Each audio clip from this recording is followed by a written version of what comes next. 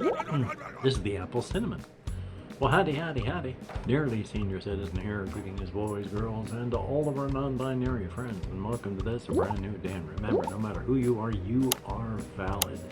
It is, of course, I got something in front of my clock. A little bit after noon. I have 3 cups of tea a-cooling on my table because I drink, I can't reach it, but a big old mug of juice, water with flavoring, the first thing when I wake up, and then I have 3 cups of tea, which is a full liter of water, and then after I have the tea, I drink another of those jugs, and then for afternoon, another 3 cups of tea, another liter, and then another one of those jugs. Tonight, another 3 cups of tea, another jug. I need to stay hydrated, especially since it's going to be getting warmer. So, yay on that. My cardiac system has still been flopping and bouncing around and doing mildly unpleasant things, but hasn't hurt since that time yesterday. If it does any flopping and jumping around in my chest and actually hurts again today, I'm going to the ER. Problem is, and I think I mentioned this in my video, I have a very reactive, my vlogging yesterday, I have a very reactive system. And I have told people white lies before and then had cardiac pain until I went up and confessed the white lie. And then it stopped. I have a very reactive system. So it could be anxiety about anxiety. And anxiety, you can anxiety yourself into an actual heart attack. So if it hurts, I'm heading to the ER again, and if not, then I'm just going to weather it out, because I've had concerns and all that all my life, and questions where I'd be waiting and then suddenly it would feel like someone would punch me in the chest. Not hurt, but like the effect of being punched with no pain of the punch, just oh. So yeah, I mean, a lot of that's just normal, but I can't just look at someone and go, oh, what I'm feeling is normal because I'm looking at someone. I don't know what's going on inside of someone's chest or in their head and how they interpret things. Yeah, past that, trying to take a look because I've written something down. I have been in contact, well, I mean on Facebook, so it's not in like, DMing or anything. But this person who does the Demons and Dungeoneers books makes posts on Facebook, and I will comment, that's the word, to them underneath their post, and we have conversations that way. The latest book in the series that has been released was a fully town urban adventure, and I really want to play that one too, because he's using checkboxes and probably working his way up to keywords here soon, so it's good stuff all around. So definitely a good thing. Hopefully today, tomorrow, next day I'm going to get that done, and then I want to start my solo RPG game thing with my character creation, talk about what's there in the world they go in, and then start. So we shall see what happens with all this. The biggest thing that happens is this, the nerve compression. Well, I mean, start at the bottom. I use my walker to move some stuff down to my storage unit and to walk back, because there are days that I need to use my walker. And I don't know if it's direct neuropathy, because mostly neuropathy is like, it involves at least some pain. And while I have pain in my legs, electrical shocks and stuff like that, and my feet, it'll feel like someone, has plugged in an electrical cord and is just poking my foot or my toes with it. Other than that, my legs don't otherwise hurt. But they also don't work perfectly, in that I'm always telling my legs, lift my feet up high. And my legs are telling me, gotcha, we're doing it. And I get the feeling that I'm lifting my legs up high. And my feet are still scuffing and scraping along the ground. So I am a fall risk just for that, if nothing else. And the other day, I was walking, and I couldn't even see what I had hit. but it was enough to stop my foot, and I almost went down because I had told my foot, told my leg, lift up high and swing, and it went, gotcha, boss, that's what we're doing. And no, just until thunk. And then, so I went forward, managed to right myself, so yay. Full risk for the win. I think I need to recharge the batteries here. Not as bright as they should be. Oh well. But then I do have this light on over there, which is bright as the sun. And then that light up there. So, hey. Past that, I wrote something. Like a poem. Because with yesterday's thing to write in the comments if you watched that far in the video, I put relay give because that was one of the card things on a set of 6 Oracle cards that I had gotten in a gnome pack from Grey Gnome Games. And part of that was relay/give. It's like a quest thing. It's like, oh, what kind of quest? Pull a card at random. Oh, it's to relay or give. So you gotta run something to somewhere or go someplace and give somebody something. But relay, give. And Jesse Koskinen said, why, that sounds like it could be like a poem. Science fiction poem. I think he said science fiction poem. I have done stuff way back in the past where, you write the stuff down and it's, I can't remember what that type of thing is called, but I wrote relay, give, and then I put relay, hope, give.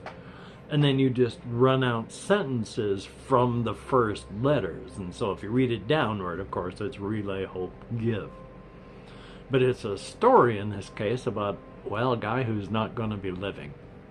And it goes like this. Rummaging for the right tool. Exhaust system struggling. Laying in a found chip and cursing when it still fails. Yet you can't just stop. Heat keeps building. Open up, damned panel. Please, oh God, please. Engage and open, it has to. Gasping another desperate breath. Inhale, please, oxygen, please. Velvet darkness at the corner of your vision. Engage and open. Oh God. There it is. That's the story about a guy who's slowly suffocating to death inside of his suit as he's trying to get into some sort of place, and something's going wrong and the door ain't opening, and well, it ain't much longer here. So thumbs up for death.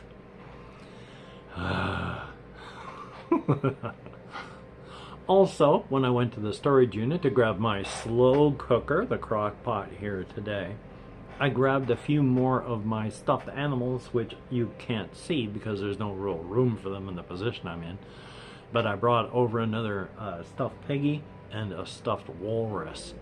So hopefully I'll be able to start moving things around. I mean, I got to get rid of some stuff. It is cluttered but tidy, in that I've got a lot of stuff that's like back here on the table and over there on my drawers thing that's not just thrown, it's all carefully placed and there's no garbage, but it shouldn't really be stacked there.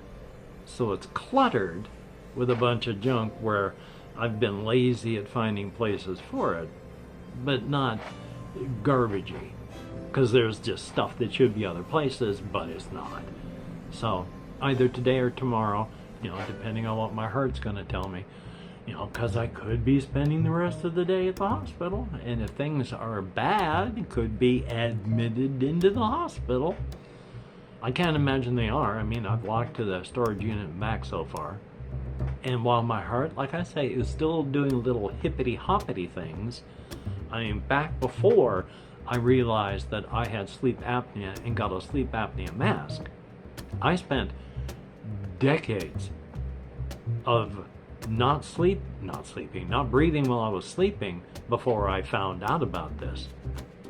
And there were times I would be at work and my heart was going love dub, love dub, love dub, dub, love dub, dub, love dub, for 12 hours.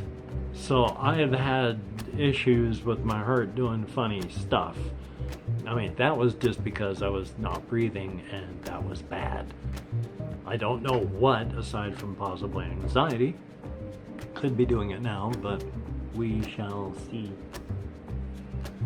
Now, also for a really stupid thing, as much as I hate it, everybody in the world is using it. On Bing, there's Copilot, their ML thing there, and I said, write me a sonata about an astronaut being pursued and eaten by a hungry alien. Because, number one, why give it something that's easy? And number two, why give it something that's happy and friendly? We can have somebody going through existential terror and agony as they die. So, I had it right, Dad. Excuse me. Based on that prompt. Now, it gets weird. Copilot, Bing's, Microsoft's AI thing, kind of loses the plot toward the end. But here we are. I need to scroll upward to it. Now, let's see if it's so big that I have to. It's called Cosmic Devourance. In the void of interstellar night, an astronaut fled his fatal light. His breaths echoed a desperate plea as hunger pursued him relentlessly. 1. Descent into desolation. The alien, a spectral wraith, its form shifting, hunger's scythe. The rhymes are a lot of poetic license. Eyes like black holes, voids of need, it trailed the astronaut fueled by greed. The astronaut's suit clung, a second skin, its fibers fraying, oxygen thin. He glanced at constellations, pleading stars, seeking salvation beyond cosmic bars. I emote with my hands. I've mentioned that before. Scrolling downward. Lunar pursuit. Across moonlit plains they danced. The astronauts pulsed frantic, entranced. His boots kicked up moon dust, a lunar waltz, while the aliens' hunger surged, relentless and false. The stars bore witness to their cosmic chase, a sonata of survival in celestial space. The astronauts' visor frosted, breath shallow, as the aliens' maw yawned wide, insatiable. The poetic license again. Now here's where it starts to really lose the plot. Part 3, the suit's betrayal. Desperation etched his visage stark as the astronaut stumbled near a crater's arc. His suit, once ally, now harbinger of doom, began its insidious transformation. Consuming room. Piece by piece it fed on his flesh, a cruel symbiosis, life's tragic mesh. The astronaut's limbs, once strong and whole, now yielded to the suit's voracious control. 4. Cosmic consummation. The alien closed in, hunger ablaze, its tendrils coiling a cosmic maze. The astronaut's final breath, a cosmic sigh, as the suit devoured him. Stars witness in the sky. And so, in the vastness where galaxies unfurl, an astronaut sacrifice a cosmic pearl. His name whispered by black holes, forgotten by suns, a sonata of hunger in the cosmic symphony it runs. Okay, why did the guy's suit eat him? I mean, I'm not against the idea of, you know, any human being being devoured. I mean, that's what we're for. I think stories should involve more people being eaten alive.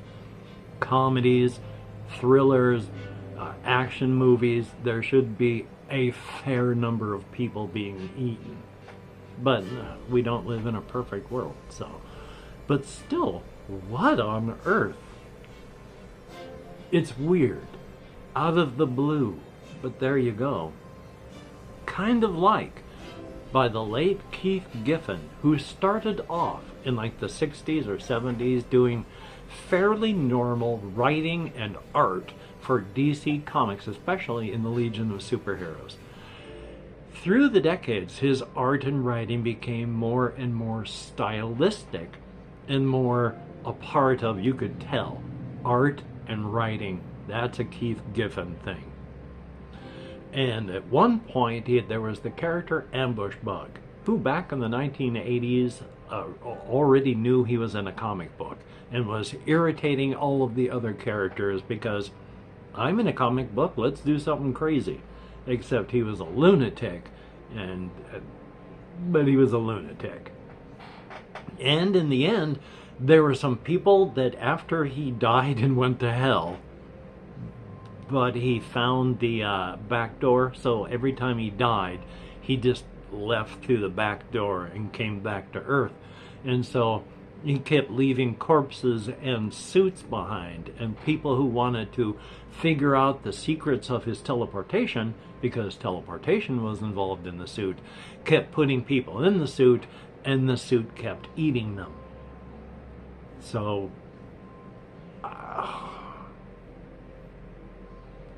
thumbs up. Anyway, though, I'm going to edit this. I'm going to edit my other Fallout video. I've got solo RPG and solo game stuff that I want to get done, but I've also got this. Oh, and I was talking before. I have the neuropathy in my legs. I have chronic pain in my back that makes it difficult to do anything at all. And then I've got this. I've got so much chronic issues that on a mental and physical level, normally you have anywhere from 90 to 100 spoons, physical and mental. Because there are times that physically you're ready to go, but mentally you're done. You're done. You don't have any mental spoons. You gotta stay in, even though the flesh is willing, but the spirit is tired. And there's other days that you know you're ready to go, but your body is like, look, we've been working all day. We gotta sit down. So you got physical and you got mental spoons. There are days that on a good day, I have about 70 physical and mental spoons. But I don't have a whole lot of good days. And while there are times that I might be able to physically type, mentally I am. I got just enough spoons to try and last for the rest of the day. And then my last one was getting ready for bed and falling asleep. So as much as sometimes the flesh is willing, the spirit is just tired. And there's other times that the spirit is willing and raring to go. But hokey smokes, like today, whether or not I'm going to end up in the ER. So if I don't end up in the ER, I'm going to do as much as I can. If I do, hopefully I'm not going to die. I mean, we're all going to die. And I'm going through existential crises over that, which is one of the anxiety things that could be making my anxiety worse. Yeah. Anyway, though, oh boy, this has been cooling for quite some time. Cooling tea, if you've watched this far. This is the apple cinnamon. I have an apple cinnamon, I have a lemon ginger, and I have a just plain black Tetley's tea. So I drink 3 of these, and it's a full liter of fluid, so thumbs up on that. Anyway, though, yeah, whatever I said for that, if you could type that in to show the YouTube videos that people watch the videos, that'd be awesome. and to let me know that at least some people watch that far. That'd be awesome as well. And hopefully you can get done the things that you would like to get done. And if not, do not beat yourself up. All that accomplishes is beating yourself up. It doesn't help you do the things you want to do. It just hurts. So please try not to do that. For all my Patreon patrons, thumbs up and thank you. It is appreciated, all of your help. As soon as I can, I'll be having your names back up here. But until that time, when you look in the mirror, know that you are looking at someone who is beautiful and awesome. Physically, mentally, emotionally, spiritually. For everybody that leaves me comments, thumbs up and thank you. I wish I could answer many more of them, but I do as many as I can. Waving my arms in the air is different from holding my arms straight out over a keyboard. Oh boy. So I do what I can, but know that each of your comments are read and appreciated. So past that, I'm just going to get this stuff done, and I'm going to hopefully not die today. I mean, eventually my bones will molder, but all of our bones are going to molder one day. So until we meet again, you take care. Have a great day today. I will see you on the flip side, and that is indeed a very good thing. Yes, I am worried about what's happening in my chest. I don't want to die. At the same time, I also don't know. So, take care and I'll talk to y'all later.